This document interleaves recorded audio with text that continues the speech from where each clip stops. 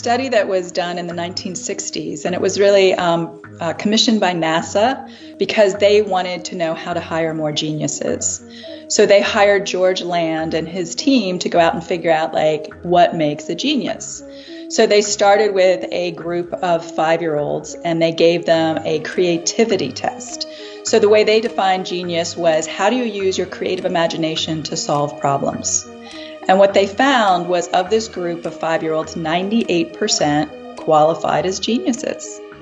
Then they came back 5 years later when this group was 10 years old, and it was down to 30%.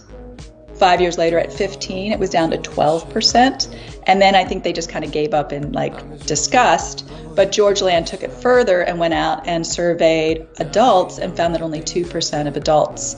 And the thing that's also very interesting is he attributed this to school, 100% to school, that you would take a population, 98% genius, and dumb them down to 2%. And one of his quotes that I love is he said, "Uncreative behavior and thinking is learned."